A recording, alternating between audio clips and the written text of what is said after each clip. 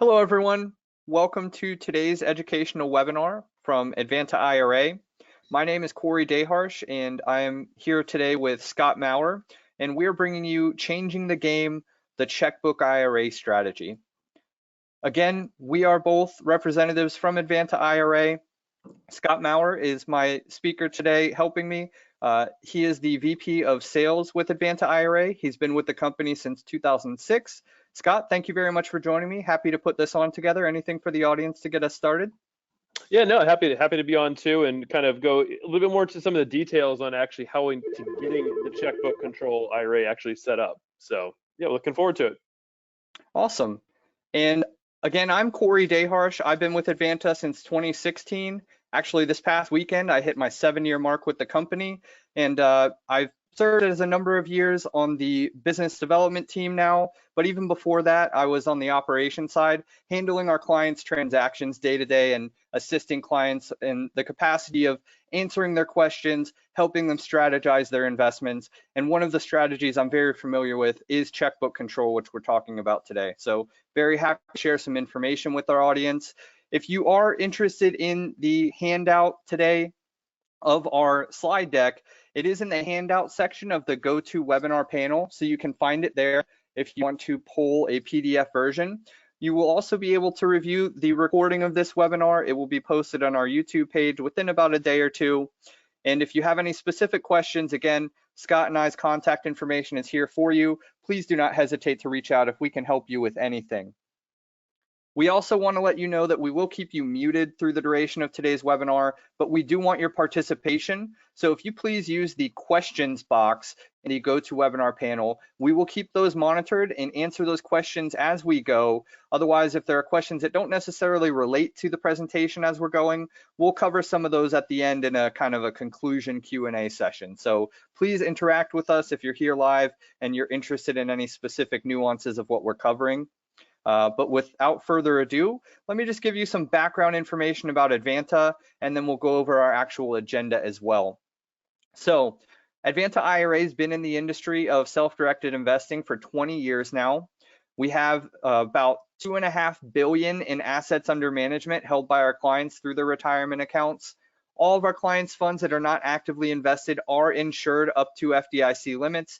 And as I mentioned, one of my previous roles, we pair each client we have with a dedicated customer service account manager that's going to be your one-to-one person. So you're not calling a wirehouse or a call center explaining to a new person what you're trying to accomplish or what questions you have every time you reach out. You have one person that you get familiar with and that gets familiar with you and can really make it a smooth and simple process for you to control your retirement investments.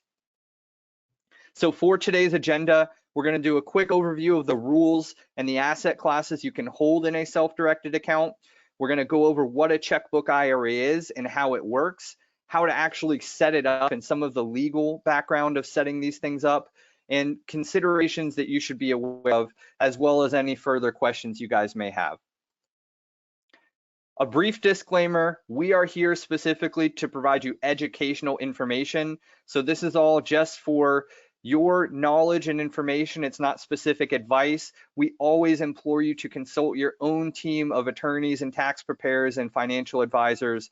We are not able to provide tax, legal, or financial advice. So again, do your due diligence, take what you will from this webinar in educational capacity, and make sure that you're building up your knowledge base in all facets before you make investments. If you've never heard about self-directed investing, that's actually very common. Only about 4% of US-based retirement accounts are self-directed. And in the grand scheme of things, the industry in the US of retirement accounts, I'm talking IRAs and 401ks, is roughly $40 trillion, give or take, over the past few years. So in perspective, only about 1.5 trillion of that, or 4% as I said, are people using their retirement funds how they want to into these types of alternative assets we're talking about today.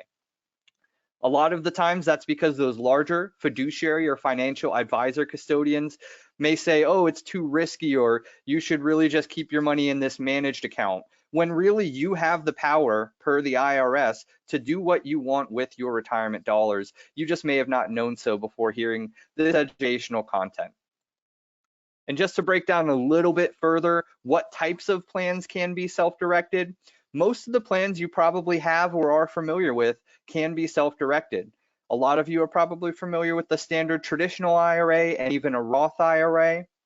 If you're someone that's a small business owner, either with a few employees or with no employees, there are some great small business plans like a SEP IRA, a simple IRA, or a solo 401k we can hold for you.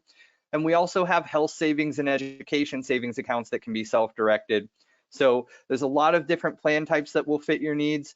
It's very easy to move funds from one plan to a self-directed plan, either in the same type, or maybe if you have a job you've left, like a 401k from an old job or a 403b, those money, once you leave that job, are very easily transferable or rolloverable in direct context into a self-direct account.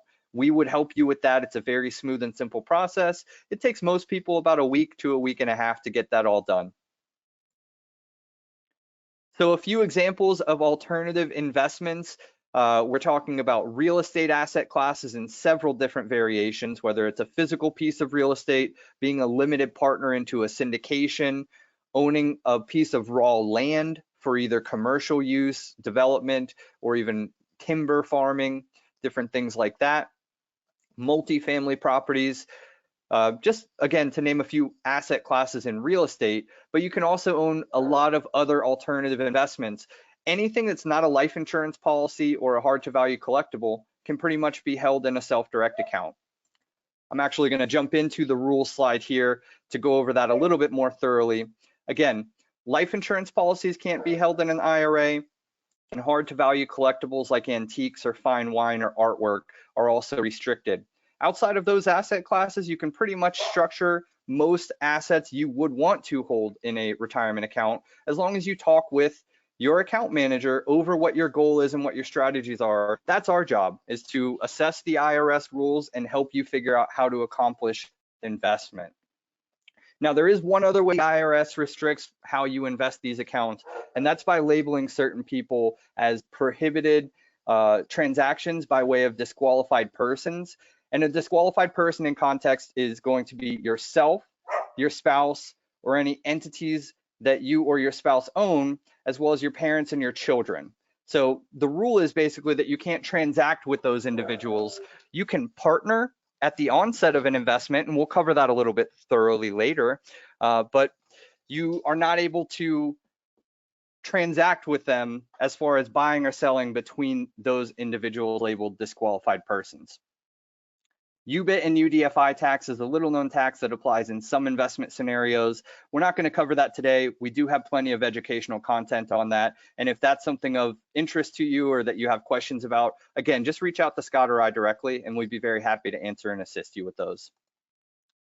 I pretty much covered most of the content while I was on the last slide, but again, just for a visual representation, the disqualified persons are anyone on your lineal tree up and down, including your spouse, and also any entities that they own or control 50% or more stake in. So those are kind of the restrictions. And aside from that, as I mentioned earlier, there's a limitless number of asset classes you can hold. I'm going to go ahead and turn it over to Scott for a little bit more detail about the checkbook strategy, and I'll be back in a little bit. All right, thanks, Corey. Great introduction, and thank you again for everyone for listening today. I have seen a question or two come in already on our question box, so please don't hesitate to get those questions asked as we go through the remainder of the presentation today. So let's start talking about checkbook control. Obviously, that's the title, that's the genesis of today's webinar, and kind of what exactly is checkbook control when we talk about that within an IRA account. And I think it helps to differentiate the different ways you can hold investments in your IRA account. The investments Corey was talking about, whether it's real estate and syndications and private loans and all the different alternative assets, when you hold those within your IRA account, what is different when you make those investments using checkbook control, as we'll discuss it today. Starting off first, is define what we'll refer to as kind of the custodial or administrative method, where the IRA is making direct purchases. And this is kind of what happens if you don't elect checkbook control and you come to Advanta, you open up your account, you send funds into the account, you direct Advanta to make an investment, say buying a piece of real estate in the name of your IRA. This is a custodial or administrative method where Advanta is going to work with you to make sure that the investment gets titled in the name of the IRA specifically. And then ultimately, we are going to hold your uninvested cash, pay any bills related to your investment at your direction, and we will receive and deposit all income from the investment to the cash portion of your IRA account. So anytime you need a disbursement for a property tax bill or maintenance, or you need to make a new investment from your account, you're going to go through Advanta as your custodian to handle that activity, and all of the income, all the expenses going in and out of the account is going to be transferred and processed by our staff as your custodian. Contrasting that with what we're going to talk about today, which is the checkbook control, and I'm sure many people may be already on this call or listening and have done the checkbook control method, but this is a method of strategy, within your IRA account where you get more direct control over the cash in your IRA, and then ultimately getting more control over the investments you hold. It's by using another bank account and setting up a different type of entity that allows you to take the cash from your IRA, place it into this other structure, whether it's, and we'll talk about the two different structures we've seen here in just a moment, but then that enables you, when the cash is in that particular asset, for you to issue checks for new investments, to pay your bills, and also receive and deposit all the income directly into your account without having to go back through Advanta as your administrator. So if we can go, Corey, if we can go to the next slide. Yeah, Scott, I can definitely advance the slides. I also hit the button just a second ago to give you keyboard and mouse, so you may be able to do it yourself, but I'll keep my ear Okay. and move them for you if you'd like. Perfect, thanks. So achieving checkbook control, we've seen at Advanta, really occurs in one of two ways. I can tell you that the vast majority of clients use LLCs, which is kind of that's middle column there. The other way we have seen individuals achieve checkbook control in the past has been by way of a private trust. To be honest, I don't think we see a lot of that much more, but it is a way individuals have been able to get that checkbook control. What we like to define, though, within this slide really is the people involved in some of the aspects of checkbook control when it comes to LLCs and trust. The management duties, basically, managing the funds, managing the investments with an LLC. That's going to be the manager of the LLC, which can be the actual client. So if it's your IRA account, you can act as the manager of that LLC. If you're doing it through a trust, the management is put in the hands of the trustee. And with the way that Advanta reads the rules, the trustee cannot be you as the client. There is no case law that supports you acting as trustee of your own IRA account. So for that matter, you would need to choose a third party, somebody who's not disqualified on that list of people that Corey referenced a moment ago. With the LLCs and the trust, the check writing is handled by the manager or trustee. The title of the assets is going to be either in the name of the LLC or in the name of the trust. So again, contrasting that with if you're using the custodial method, you might buy a piece of real estate titled as Advanta IRA for benefit of your name and your IRA account number. When you're using the checkbook control method, the name of the LLC or the name of the trust is the actual purchaser. So it's not reflected that your IRA or that Advanta is involved in that particular purchase. And the IRA itself, with an LLC, is considered the member of that LLC, or within a trust, it is the grantor and the beneficiary of that particular entity. Yep, Corey, if you can advance the next slide, please. Thank you. So again, we're going to focus primarily today on the LLC, though. Like I said, we've seen some people use a trust over the years, just don't see it quite as often anymore. We'll talk more specifically on what the steps are involved in forming the LLC. So you may have noticed on the initial slide, I do have my legal background, or my educational background is that of an attorney. We don't really give legal advice during the webinars. I'm going to kind of delve into those issues a little bit, though, and kind of go over really how to form an LLC and some tips involved when you're creating the documents to help form this structure for your self-directed IRA account. So forming the LLC typically involves 3 steps. One is filing the articles of organization with the state that you choose. Another is obtaining a tax ID number. It's important to have a tax ID number specifically for your LLC so that you can open up a bank account to deposit your IRA funds into. And the third step, obviously, opening the bank account itself. Putting the funds, having a place to actually put your IRA funds into that you're going to be able to control with that checkbook structure. With the filing of articles, it's very basic information when you file with the state, just listing the name of the LLC, the address, the manager's name. You can choose whichever state you wish to file. You do have to file articles though, and the filing fee though can vary quite wildly by what state you choose. It can be as little as $40 in some states, as $500 or even more in others. Most states do allow for online filings. Corey, if we can go to the next slide, we'll go into a little bit more details on the filing of the articles themselves. Yep. And Scott, just one thing about that state selection that I'd like to bring up from my days on the account management side of things. Clients, for plenty of different reasons, choose which state they'd like to go to. It's completely up to you. A few considerations to be had are what those states' local jurisdiction and laws surrounding the LLC setup are, and also what the timeline of that state getting those articles executed and back to you.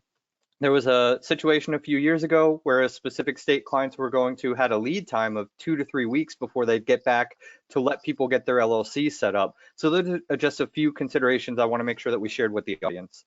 Okay, yeah, thanks, Corey. Excellent tips. So, and actually, a good question just came in. Said, is the LLC type specific to be for the IRA? I'm not sure specifically what that is. I'm just thinking in general. I mean, there's no when you file the LLC, and maybe this will answer the question.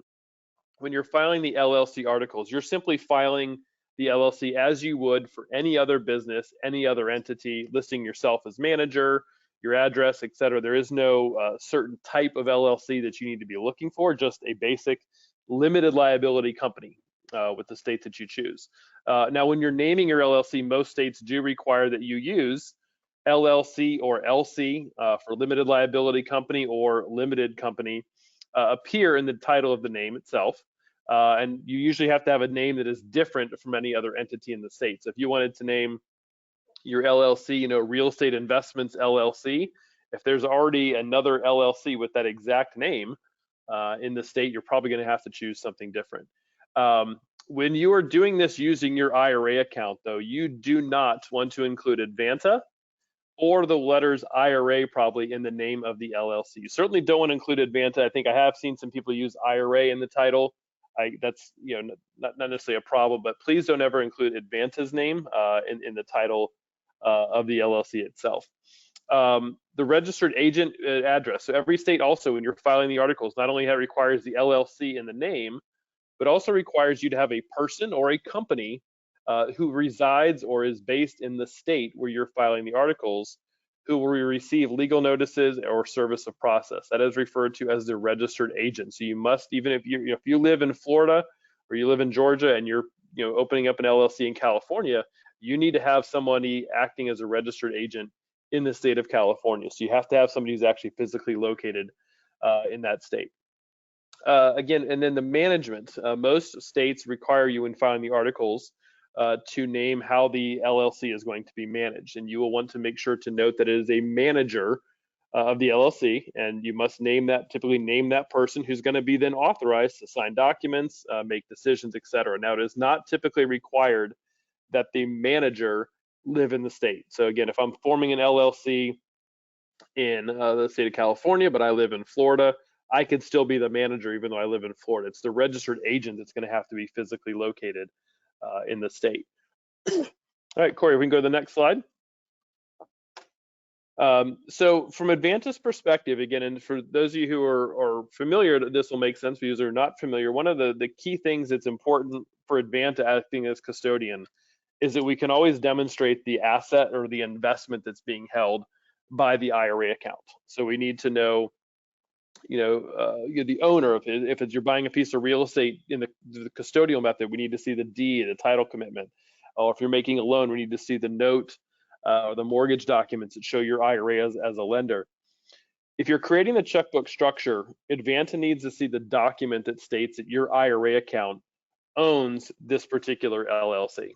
And indeed, within an LLC world, that document is referred to as an operating agreement. They're very similar to the bylaws of a corporation. The operating agreement lays out how the LLC is going to be run, how it's going to be used.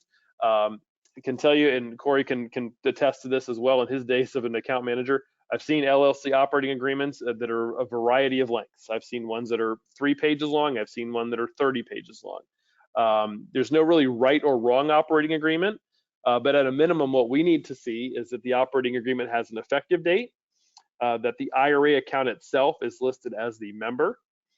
We need to see the name of the manager listed in there as well, which typically, again, is you as the account owner.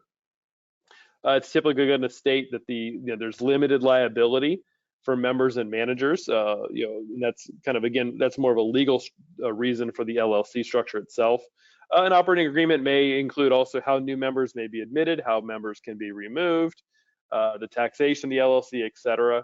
And then typically the operating agreement does need to be signed by all of the members and the managers of the LLC itself. And again, if your IRA is being listed as the sole member, in this case, which most checkbook controls is a sole member situation, Advanta is going to sign on behalf of your IRA account on that particular operating agreement. And of course, we can go to the next slide and continue talking here about the operating agreement. There might be other provisions. Again, it really depends on where you get that operating agreement from. If you go to an attorney, you're going to get a longer agreement with a lot more provisions. If you use something like LegalZoom or find something online, it's probably not going to have as many provisions in it as well. But you might find operating agreements containing, how the LLC is going to be terminated, addressing disagreements, removing managers, removing members, etc. But again, ultimately, the operating agreement gets signed by the manager and ultimately is going to be signed by the member, in this case, the IRA account. And again, Advanta, as your custodian of your IRA account, is going to sign that operating agreement on behalf of the IRA account itself. Right, just to add to that point, Scott, sure. Go ahead. From the account management side, again, just peeling back the curtain a little bit, I have seen clients provide operating agreements that are simple 1 to 3 page documents that have the minimum outlined information Scott's been talking about. And I've also seen clients provide us 30-page operating agreements that breaks down any potential actuality that LLC may ever come across. So it's completely up to you as the self-direct account holder to determine how detailed or how flexible you'd like that operating agreement to be, so long as you're just covering these minimum items that Scott's been identifying. So I just wanted to share with the audience, it's completely your discretion how thorough or how simple the operating agreement you provide for the LLC is. Yep. Yeah, of course. If we go to the next slide, talk about now maintaining the checkbook. So you've taken the steps to get your articles, you've got your operating agreement. You also separately will need to have taken the steps to establish your IRA account and ultimately get your funds transferred in. We've said you'll direct Advanta to send the cash from your IRA into the LLC's bank account. But as the manager now, you're maintaining this particular checkbook. So this checkbook LLC is really an extension of your IRA account. Again, it's giving you more flexibility, more control over the funds. But then any cash flow for the investments is going to flow directly in and out of the LLC's bank account. So the income your investments are generating will be deposited back into the LLC's bank account. If there's any expenses related to your investments, that's going to go out of the LLC's bank account. You do not want to mingle your LLC bank account with your personal account. You don't want to have your investment income going into some other different account. You want that LLC bank account really to maintain a very pristine entity handling just the affairs, excuse me, of your IRA account. As manager, it is your responsibility to maintain those bookkeeping records. And you'll have to report the value of the LLC, or if you're using a trust, to us on an annual basis. We do not need a record of all of the transactions that have occurred within the LLC in a given year. We just need to know what the value of your LLC and its holdings are at the end of the year. Now, the LLC earnings, you've taken this checkbook structure, you've made a number of different investments. They're producing income. That income is just simply going to stay within the LLC until you want to use those earnings for another investment, or ultimately if you want to take any distributions from the account as well. And Scott, before we transition and I take over on the next slide, there are a few questions that came in actually both from the same participant today that I think kind of fit really well with what we're covering here. I'll read them off, and if you want to just kind of give some feedback on it. The first one I'll address, it cost me $5 to open the account at the bank and $16 to order checks. I paid for this out of my personal, not business account, checking account. Should I reimburse myself the $21 now that the LLC is funded? And then after we address that, I have a second leg of kind of similar vein from that same participant. Yeah, I mean, I think ultimately, I can see, again, we're not supposed to give legal advice. I can see arguments for and against this, and I think ultimately the decision up to you. I mean, certainly if you do reimburse yourself, then that means that your IRA is ultimately still paying for all of the expenses related to this particular setup of this asset. The $21 here, basically, your IRA is paying to get the checkbook strategy going. So I think that would probably ultimately be fine in the name with the IRS if they were to look at it. The danger you would run is the LLC giving you money and the IRS considering that a taxable distribution. I think with the amount involved there being very de minimis, you probably won't have any issue at all. If you want to err on the side of, hey, I want to make sure that my IRA is paying for all of the valid expenses. Wonderful. And the second leg, again, very similarly related. Can I store my metals in a safety deposit box at my bank if the bank is in the name, if the box is in the name of the LLC? Can I have them sent to my house and take them immediately to the bank and the box? Yeah, and I think you're right, Corey. I think that's kind of a similar question. Now, I can't remember the name of the court case, is escaping me for right now, but there was a recent court case within the last year or two where someone had used this checkbook structure to buy and hold precious metals, and they had the precious metals held and they kept them in a safe in their house. So they were using the LLC to buy the metals, but then they were personally storing the metals in a safe at their house. The IRS said that that was prohibited, and the tax court upheld that decision, said that is not acceptable for you to have that much control over the LLC. I can tell you with the custodial method, people who are not using checkbook control, we require people to use third-party depositories. There are a number of institutions around the nation that will hold and store your precious metals, and it's a third-party kind of acting as that buffer. As far as using a safety deposit box, again, I mean, that's kind of, I guess, in that in-between area where we really can't make a legal determination on it. Again, I can see the arguments for it that you don't have as direct control, but you, in a sense, do if you can go in and access that safety deposit box without an issue. So again, that's something where you probably want to get an outside legal opinion before going down that route, or just know that you're taking a little bit of a risk if this is how you're handling it.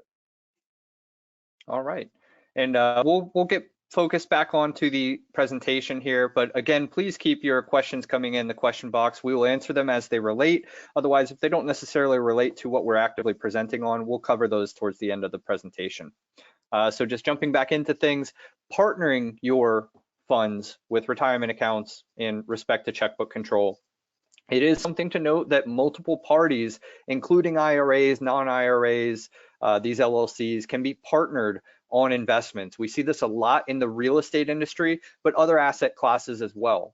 So when an IRA partners, it must receive its appropriate share of the income and expenses of the investment it's participating in. That's usually tied directly through an ownership percentage, and that ownership percentage is directly tied to the dollar amount brought to the table, if you think about it that way. With multiple parties, an LLC can actually make managing the investment much less cumbersome. We see clients all the time that maybe set up like kind of a grassroots hedge fund, if you will, to put that into perspective, where they'll set up a multi-member LLC and multiple individuals and or IRA accounts are all setting up an ownership percentage that is directly tied to the amount that's being put into that LLC, so that they all share the profits and proceeds and also the expenses of whatever that LLC is set up to invest into. The manager of the LLC will hold all the funds through a bank account in the name of that LLC. And again, use caution, because you want to make sure that you trust that manager. You want to make sure that there's nothing nefarious going on with the way that the funds are being allocated or utilized or accessed. So just to put into precedent, these are not simply single member LLCs. While that is the majority of the case scenario, you can be set up as a multiple member LLC, and the members themselves can be a combination of individuals, of retirement accounts, of even other LLCs or other trusts for that matter, kind of compile what a multiple member LLC or checkbook IRA would look like. Now, on the back end of that, let's just say you were participating in an LLC and you've got some hard-earned money there, passively hard-earned, let's say, and you want to start benefiting from the fruits of that. What you do need to do is move the funds out of the LLC or trust back to Advanta as the administrator so that we can properly code and report your access to those funds for personal purposes via a distribution request that is documented through the IRS and reported on Form 1099 to the IRS annually. If you take funds simply from the LLC and use it as a cash withdrawal and use it for personal purposes, that is disqualified and prohibited. That is a big no-no from the IRS's standpoint. Scott covered it a little bit earlier with the request or question about covering the expense to open the bank account, covering the charge for buying that first book of checks. You don't want to be in a situation where if you're ever audited, the IRS says that you took personal possession of funds and used them for personal purposes and circumvented the distribution request protocol. So just wanted to make sure we stress this a lot. This is something with checkbook control that clients do have a little bit more flexibility or freedom and have the onus of making sure they're not doing these things, because Advanta is not a big brother, if you will, to these LLC accounts. So it can happen if you don't know any better, where you accidentally draw cash out and use it for a personal purpose. That's why we're stressing this as an idea that you make sure that you understand, and a concept that you go into your LLC setup understanding, not to ever take any funds out of that account for personal purposes. Always flow that back through the retirement custodian and via a distribution request before you use anything for personal, again, any personal purpose at all. So the pros and cons, just to kind of paraphrase and catch everyone up, the pros are that it's much easier to keep an arm's length from your IRA funds while you're using checkbook control. You can have the control and actually, again, differentiate yourself as an investor from your retirement account as an investor. And you have a clear record of all the activity of your account because you're actually maintaining it. As Scott said, it's your responsibility to keep good bookkeeping and record keeping of what you're doing with that IRA account, what you're investing into, all of the flow of everything. You may want to have a bookkeeper. You may be someone that's comfortable doing that yourself. Again, that's all your discretion. That's part of the self-direct side of these accounts. You can hold more assets within a checkbook control account and actually lower your fees due to the administrator. Our fee structure, we have two options. Most of our clients are on a flat rate per asset fee agreement. We also have an agreement based on the total value of your account. So for those people that choose the flat rate per asset, when you're holding the one asset on your record of the LLC and all of your specific investments within that LLC, Advanta is only billing you for the fact that we have the LLC on record. All of those other investments you hold within it are again contained within the LLC, so you're not being billed a flat rate per asset for each of those individually.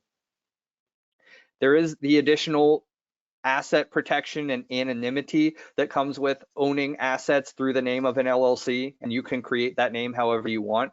So it could be Highlighter Investments LLC. It could be whatever you want it to, that does not have to specifically identify you in any capacity or your retirement account in any capacity for that matter either. Again, we don't want you to list Advanta in the name of your LLC, and ideally you're not listing the term IRA either to build into this anonymity protection. It's easier to make investments with partners, and it's easier to make investments on a quicker time frame as well. Think about if you're a real estate investor and maybe you're going to an auction for tax deed and liens, or any auction for that matter. Without checkbook control, you may submit an offer and then you have to wait until normal business hours to reach out to your administrator and get the process moving forward for the investment paperwork and sending the funds out. With checkbook control, you literally have a debit card or a checkbook in your pocket that you can execute investments in the name of the LLC through.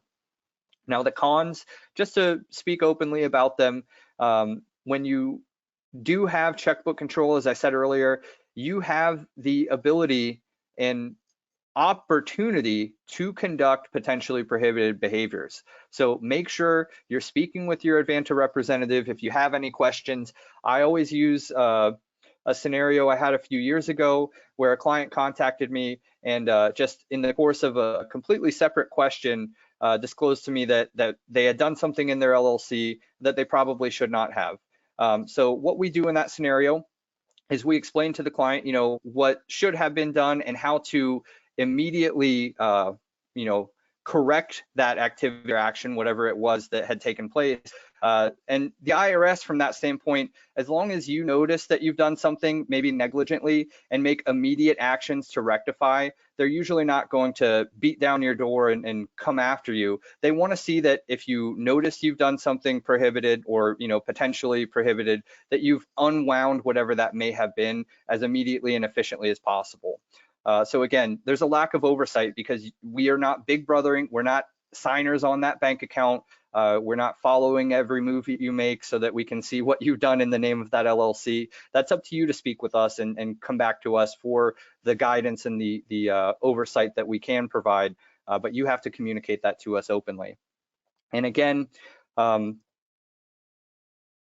additional capital calls and putting more money into the LLC, it's going to be a little bit more tedious when you have multiple members because the ownership percentage stated in the onset of the LLC is going to remain for perpetuity. So let's just say you and 4 partners each put $25,000 into an LLC. Well, if you need to add another $100,000 2 years down the line, you can only put 25,000 in because you only own 25%.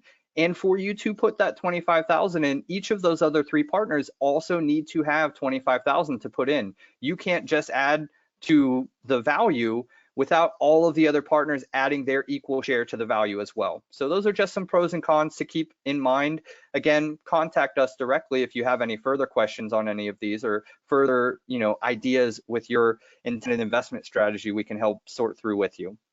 I'm going to turn it back over to Scott here, and he's going to cover some more information about getting that tax ID number we were talking about earlier.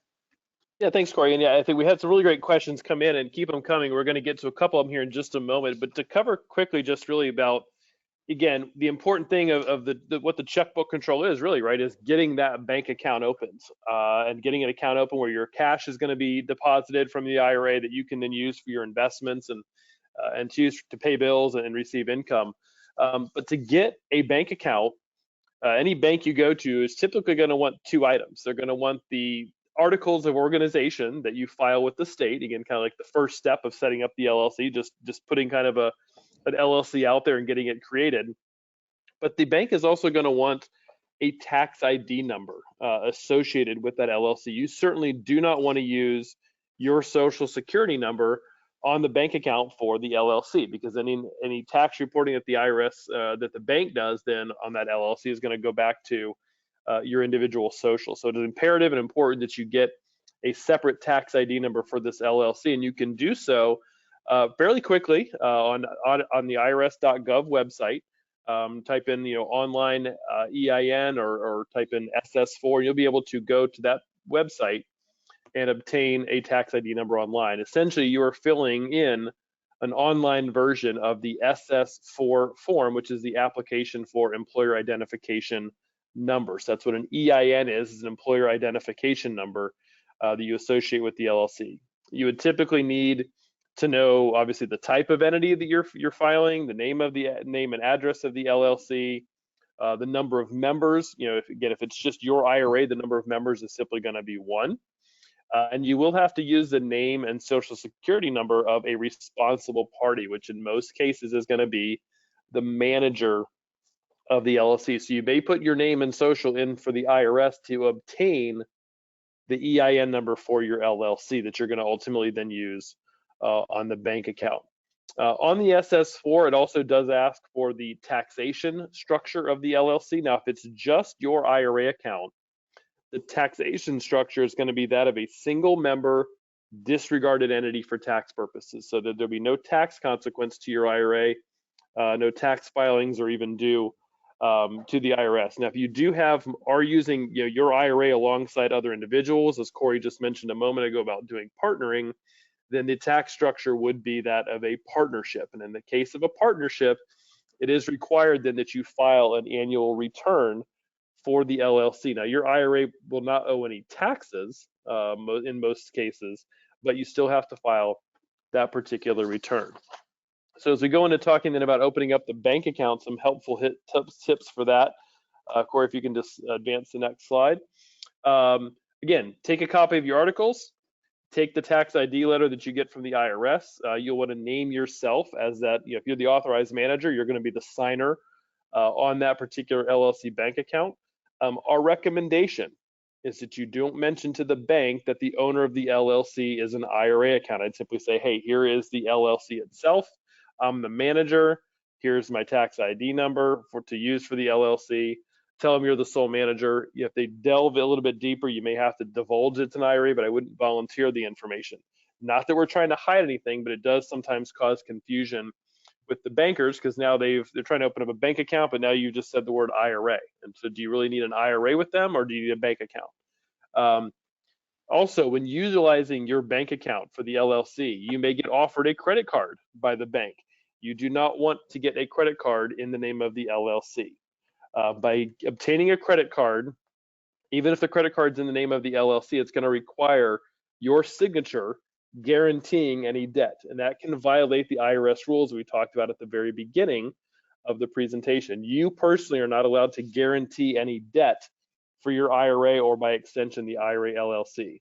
You certainly can, though, get a debit card for the LLC bank account and associated with that to use for any purchases. Again, any bank will work. If you have a bank that you use typically for your personal banking, that's not an issue. I've seen some clients use a brokerage provider that holds the cash for them as well and allows them to invest in securities. If you need referrals, though, we do have a couple of banks who understand the checkbook control structure very well and can certainly refer you to those particular banks when it's necessary. So, but yeah, if you do use an account at a bank where you have a personal account as well, you want to just make sure that you're very careful and diligent about not potentially mingling or commingling any funds in that particular LLC account. So, have a couple of good questions that have come in. So we want to get to some of those here before we continue on. Someone that says, in the case of a single member LLC, which box should be checked for entity structure? I believe that's referring to the SS4 form. In that particular section, I think it's section 9A, you'll check the box for other, and then just write in single member disregarded entity in that particular section for 9A in that particular box.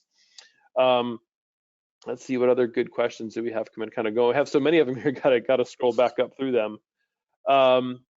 Someone said, I don't understand the administrative fees using the IRA LLC, and maybe that was in reference to talking about some of the benefits, obviously, of reducing the fees. So just very quickly, Advanta charges $295 a year for each asset that we hold within our system. Now, when you're using an LLC, we consider the LLC the singular asset of your account when you're doing this checkbook control structure. If you use the custodial method and purchase 2 or 3 different properties, you're going to get charged $295 times 2 or 3. Using the checkbook structure reduces that to just one $295 fee per year. We still do charge a fee, even if you're using the IRA LLC, we still charge that one fee because we still do have to report on an annual basis the amount of any contributions you make to the account, if you ever take any distributions, and we have to report that annual value that we talked about a little bit earlier as well. I think another question that came up here that we talked about a moment ago about, Corey talked about, and maybe Corey, if you want to address this one, says, can the funds be withdrawn after the required age limit from the LLC bank account? So assuming someone is over the age of 73, so now they are required to take required minimum distributions from their IRA. The question is, can you then in that case simply take the funds from your LLC out personally? And Corey, do you want to cover that one? Yeah, of course. So in that context, even though you're at required minimum distribution age, if you just take the funds out of the bank account, the IRS is not going to know that you've satisfied any RMD. So it is still important, as I covered earlier, that you flow the funds out of the LLC or trust account back to the administrator, Advanta IRA in this scenario, and process a distribution request through us, which we report on Form 1099 to the IRS, so that you're actually satisfying your RMD requirement. Again, if you don't do that and you simply take the money out, not only are you not building towards satisfying your required minimum distribution total, but you're also technically conducting prohibited behaviors with your retirement account, which in itself could be a bigger problem later if that were ever identified and you don't, correct that situation as immediately or availably as possible. Now, there is a similar question that I had seen myself as well, and it was related to the valuation of these LLCs. Trying to scroll back through it again. There's plenty of questions. We really appreciate you guys being so participating today. I'm not seeing it, but I recall off the top of my head. Corey, I see. Yes. Yeah, someone just said, when we report the value, what does that include basically? And it includes, to answer quickly, it includes the value, the balance in the checkbook, which I think was part of the question. Yep. And it also includes the value of all assets. So if your LLC in this question said if it buys a rental property, yes, you need to include the value of that rental property. And it can be somewhat estimated. I mean, if you use like the property tax assessor's number, or if you use a realtor's opinion, that is sufficient for that purposes. But yeah, to report the value would be the value of the property as well as any cash that you hold. Yeah, exactly. Corey, I'll let you continue on. We'll get to some of these questions at the end. We're make sure we have enough time here to finish the rest of the slides, and then we'll try to hit some more of these questions at the end. Yep. So I'm going to jump back into the presentation, and this is how to get the Checkbook LLC funded. So kind of a little case scenario story for you guys. Joe has $150,000 in a brokerage IRA, so with a financial advisor type company, and he decides he wants to invest into real estate and may want to purchase properties at the auction. So he needs faster, quicker access to the money and immediate access to deploy the funds. So what Joe does is he completes an application, takes typically 15 to 20 minutes, completes a transfer or a rollover form, depending on how the funds are coming in. In this case, a brokerage IRA, it's going to be a custodian to custodian transfer, which is a non-taxable, non-reportable event. Joe fills out one form, sends it to us. We facilitate everything else from there out. Then Joe can turn his attention to getting that LLC set up, as Scott covered, getting the articles of organization registered, getting a operating agreement, making sure that all of that items list the retirement account as the member, Joe as the manager, so that he can move forward, getting that approved, executed, and a bank account set up. So the operating agreement's drafted up, provided to Advanta. We make sure Joe approves it in principle, and then we execute it as the representative on behalf of the retirement account itself. So once we do that, Joe directs us to send the funds into the bank account at the financial institution he's chosen. It's very easy to get that set up. As Scott mentioned, you can really just walk into the bank of your choice, or you can reach out to us for referrals for banks. One thing that I don't think we mentioned earlier as well, if you're someone that doesn't really want to or feel comfortable with getting the articles of organization and an operating agreement yourself, we also have referral sources for legal professionals that can do that setup for you. They typically charge roughly a few $100s, and they'll give you a 1 to 2 page questionnaire. So you fill out a few options of names you'd like your LLC to be called and a few other basic information they need, and they'll do a lot of that legwork for you. Again, it's a service that they are going to charge for, but if you're someone that doesn't feel as comfortable with doing that yourself, we definitely can point you in the direction of some great resources that can. And then again, once that bank account's set up and Joe directs to send the money into it, he then has access to make investments as he sees fit. He can go to his local county auction, or even a lot of auctions are online at this point, and have the ability to make a bid, potentially win that bid, and immediately get his retirement account in the name of this LLC to hold whatever asset that is in question. So what strategy is best for you? It's really important that you consult with your attorney or CPA to decide what's best for you in regards to how you want to hold assets. A lot of clients think that this LLC strategy may be more tedious or more burdensome than they're willing to do. And in those cases, they just hold their assets directly through Advanta IRA. Their client account manager is kind of the liaison to getting everything done and accomplished. And that's very comfortable for a lot of clients.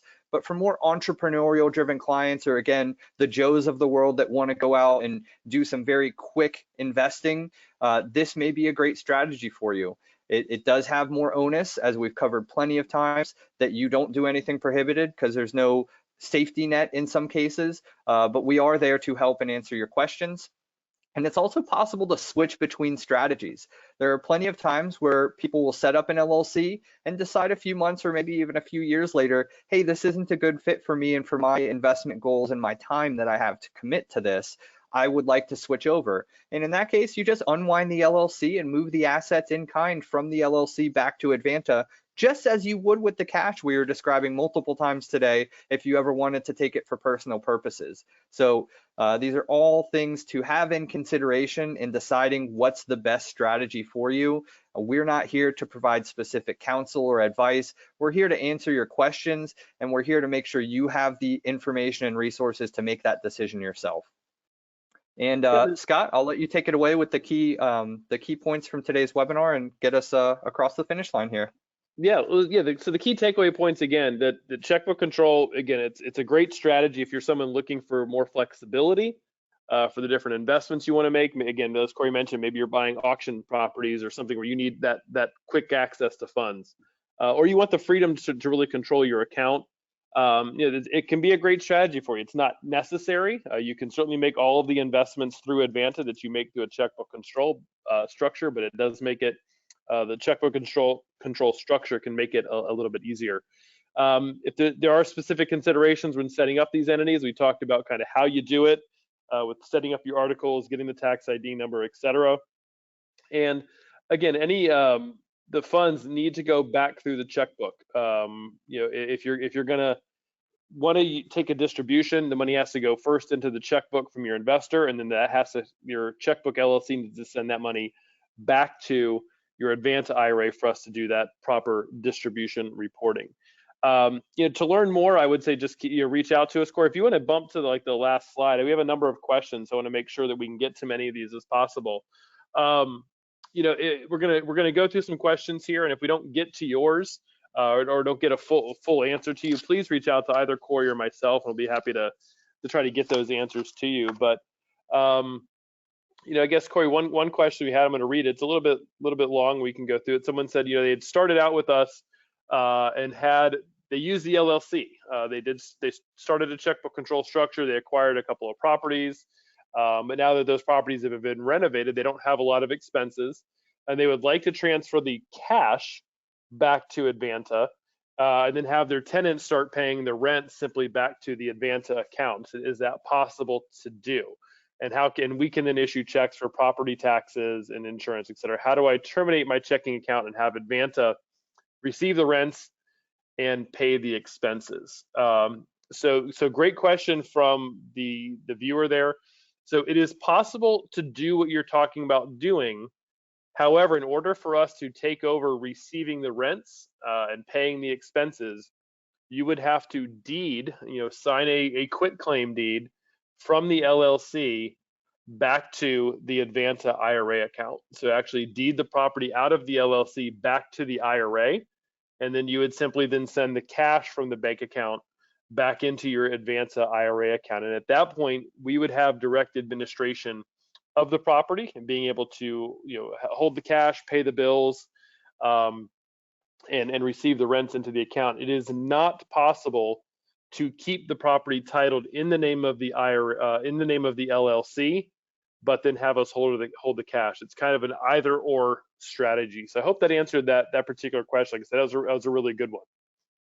And Scott, I have a question I answered in the chat back to the entire audience, but I did want to make sure I address it out loud for anyone that's not following the chat directly. Someone asked, are these accounts similar to the EQRP plan? And my answer back in the chat was that The EQRP plan is actually equivalent to the solo 401k account we offer. And I just want to impress upon the audience a little bit further. These checkbook strategies are capable with the 401k account. We have 3 different levels of a solo 401k plan we offer. And one of the levels that we call the do your own 401k is in itself inherently a checkbook IRA or a checkbook account for your retirement fund. So that product that we have, the solo 401k, is the product that is equivalent to the EQRP. That's another option out there on the market. Scott, do you want to expand or just speak to, the comparison between those plan types and what we're offering versus, other things out there of similar capacity? Yeah, I mean the 401ks, yeah, we have are different options. It's a different animal. Maybe I would say if you have questions on a solo 401k and kind of the different options, it might be best to reach out to Corey or I in this circumstance to really go through the differences. Like I said, we have an option that is basically checkbook control, for your 401k that you don't even really have to set up an LLC for, all the way to doing some more administrative and more reporting work. But yeah, for the 401ks, I would encourage you to reach out to us for more information on those. So question, briefly illustrate, can you briefly illustrate how you fund the bank account the day you set it up when the funds are coming from Advanta? So good question. And that would be something to chat with your bank about. So, you've set up your IRA, you have the cash in the account, and then you're going to set up the bank account for the LLC. Some banks will want a deposit right away in order to open up the account. So I think if for a bank you're working with that does that, sometimes you can have us simply send a check from your IRA account. We can cut a check out of your IRA that you simply take, and when you open up the LLC bank account, you hand them that check, and they deposit it at that point. If they need a wire, you'll just want to make sure you're coordinating with us to have that wire sent that same day that you're there getting the account up. That can be a little bit tricky, but a lot of times, if that's the case, we have to fund the account immediately, then it works best to get a check issued from your Advanta IRA account and just take it for deposit. And I see a question here. Can I use funds from my checkbook account to invest in CDs? You certainly can. You're really just investing into that CD in the name of that account. Again, just calling back to the rules I went over earlier, as long as it's not a life insurance policy or a hard to value collectible, you can hold that asset within your retirement account. So by way of these checkbook LLCs is a great strategy. You just need to find the institution you want to do the CD through and make sure you register it and hold it and sign off on everything in the name of the LLC itself. Another question, somewhat similarly related, can I move current cash in my self-direct account to you guys into an LLC? Yes, you can definitely set up an account with us and do a custodian transfer or a rollover from your current custodian and set up the LLC so that once we take it in, we're then moving it specifically into the LLC and really giving you this power that we're talking about today and the flexibility and freedom of the LLC. Yep, another good question. Does Advanta have lawyers that can set up the LLC and prepare the operating agreement? Yes, we don't have lawyers on staff that do it, but we certainly have relationships and contacts of both lawyers and CPAs who can assist you in getting that set up. I know a lot of people do like to take on the setup of the LLC themselves. That's your prerogative. Again, what we need to see, as we talked about earlier, is an operating agreement that shows the IRA account as the member. And whether you prepare that yourself or whether you use an attorney or CPA, it doesn't matter to us as long as the IRA is properly reflected as the member. But if you need referrals to outside parties, happy to do that. Another question, what if you partner on a real estate transaction with an LLC that you already own personally that has a credit card, and the LLC you set up for IRS purposes? So you're using your checkbook IRA LLC to invest alongside or with a personal LLC that you have a credit card for. I don't know that per se would violate IRS rules, which is the question. It's the key thing that whenever you partner, I think as Corey mentioned, if you're using your checkbook IRA LLC and a personal LLC, is that you share in the expenses according to whatever percentage that you've split on the property. So if you've bought the property 50-50, between your personal LLC and your Checkbook IRA LLC, then you need to make sure that all expenses are shared that way as well. And I think it's not advisable to have your IRA LLC sending money to your personal LLC or vice versa. So you would probably want to make sure you split the expenses in a different fashion. Yeah, I think they had the question on the CDs.